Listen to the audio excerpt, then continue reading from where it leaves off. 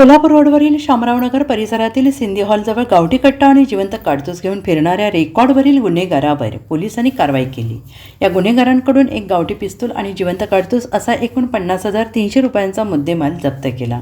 सांगली शहर पोलिसांच्या गुन्हे प्रकटीकरण शाखेने वुडलँड हॉटेल ते सिंधी हॉलकडे जाणाऱ्या रोडवर सदरची कारवाई केली। आकाश सचिन शिंदे वय वर्ष 23 राहणार हमजा मस्जिद जवळ सांगली असे अटक केलेल्या रेकॉर्डवरील गुन्हेगाराचं नाव आहे। पोलीस अधीक्षक संदीप घुगे यांनी शहरातील अवैध धंदे आणि अवैधरित्या शस्त्र बाळगणाऱ्यांवर कारवाई करण्याचे आदेश दिले होते।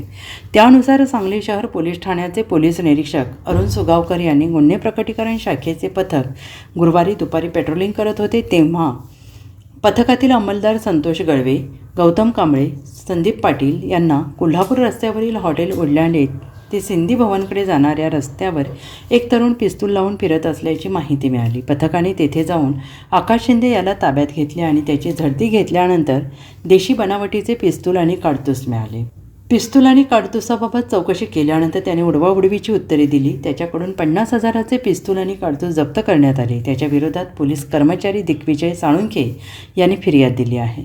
पोलीस उपनिरीक्षक होळकर तपास करत आहेत। Bureau report SBN Marathi Sangli.